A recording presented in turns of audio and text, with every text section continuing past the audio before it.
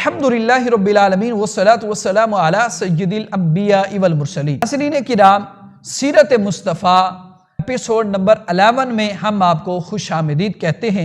ناظرین کرام، اہل عرب کے ہاں ہمیشہ سے جنگوں کا سلسلہ رہا ہے، لیکن تاریخ کے اندر اور کتابوں کے اندر ایک ایسی جنگ کا بھی ذکر ملتا ہے جس کے اندر میرے آقا علیہ السلام نے بھی شرکت فرمائی ہے۔ وہ کیسی جنگ ہے؟ آئیے ہم سنتے ہیں۔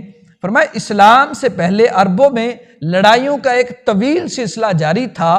انہی لڑائیوں میں سے ایک مشہور لڑائی جنگ فجور کے نام سے مشہور ہے، اور عرب کے لوگوں کے اندر یہ طریقہ کار رائج تھا کہ وہ 4 مہینوں کے اندر لڑائی کو، جنگ کو ترک کر دیا کرتے تھے۔ ناظرین کرام، کیا آپ کو معلوم ہے کہ وہ 4 مہینے کون سے ہیں؟ جی ہاں، میں آپ کو بتاتا ہوں۔ 4 مہینے وہ یہ ہیں: ذی القعدہ، ذو الحجہ، محرم الحرام اور رجب۔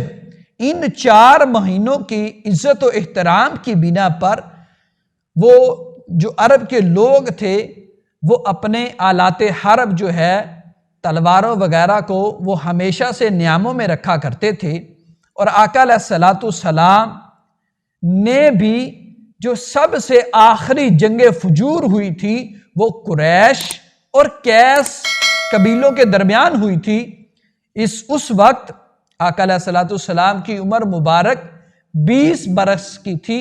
آپ صلی اللہ تعالیٰ علیہ وسلم نے اپنے چچاؤں کے ساتھ اس جنگ کے اندر شرکت فرمائی تھی۔ بس آپ صلی اللہ تعالیٰ علیہ وسلم نے کام صرف اتنا کیا تھا کہ جو تیر تھے وہ اٹھا کر اپنے چچاؤں کو دیتے رہتے تھے۔ کیس غالب آئے، پھر قریش غالب آئے، اور نتیجہ یہ نکلا کہ بات صلح پر ختم ہوئی۔ ناظرین کرام، کتابوں کے اندر ایک بڑا ہی خوبصورت اور بہترین معاہدہ ملتا ہے جو حلف الفصول کے نام سے ملتا ہے۔ چنانچہ روز روز کی لڑائیوں سے عرب کے سینکڑوں گھرانے تباہ ہو چکے تھے۔ ہر طرف بدامنی دور دورہ تھا، نہ دن کو سکون تھا نہ رات کو آرام تھا، ملک کا امن جو ہو تباہ و برباد تھا۔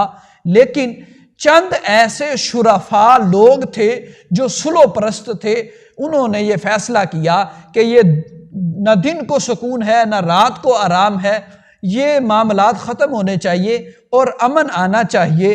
چنانچہ انہوں نے ایک تحریک کا آغاز کیا جن میں بنو ہاشم، بنو زہرہ، بنو اسد اور دیگر قبائل کے اور قریش کے بڑے بڑے سرداران جیسے عبداللہ بن جادان کے مکان پر جمع ہوتے ہیں، اور جمع ہو کر ایک تاریخی معاہدہ کرتے ہیں جس میں ہمارے آقا مدینے والے مصطفیٰ صلی اللہ تعالیٰ علیہ وسلم کے چچا جان زبیر بن عبد المطلب نے بھی یہ تجویز پیش کی کہ موجودہ حالات کو سدھارنے کے لیے کوئی معاہدہ کرنا چاہیے۔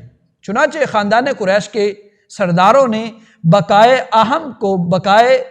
باہم کو کے اصولوں پر جیو اور جینے دو یہ نعرہ لگایا، اور اسی نعرے پر معاہدہ کیا، اور جس میں 5 انہوں نے باتوں کو رکھا۔ 5 جو اہم نکات تھے ان پر انہوں نے یہ معاہدہ کیا۔ وہ 5 نکات کیا ہیں؟ وہ یہ ہیں: نمبر 1، ملک سے بد امنی دور کریں گے۔ نمبر 2، مسافروں کے لیے حفاظت کریں گے۔ نمبر 3، غریبوں کی امداد کرتے رہیں گے۔ نمبر 4، مظلوموں کی حمایت کریں گے۔ نمبر 5، کسی ظالم یا غاصب کو مکے میں نہیں رہنے دیں گے۔ ناظرین کرام، یہ جو ہم نے معاہدہ سنا ہے اس کے پیچھے ایک اہم نکتہ بھی ہے۔ وہ نکتہ کیا ہے؟ اس تاریخی معاہدے کو حلف الفضول اسی لیے کہتے ہیں کہ قریش کے اس معاہدے سے بہت پہلے مکہ کے اندر قبیلہ جرہم کے سرداروں کے درمیان بالکل ایسے ہی ایک معاہدہ ہوا تھا۔ چونکہ قبیلہ جرہم کے وہ لوگ جو اس معاہدے کو چلانے والے تھے، لیڈ کرنے والے تھے، جو لیڈر تھے، ان ساروں لوگوں کے نام جو تھے وہ فضل تھے، یعنی فضل بن حارث، فضل بن وادعہ اور فضل بن فضیلہ۔ ان سارے ناموں کی وجہ سے اس معاہدے کو حلف الفضول کا نام دے دیا گیا۔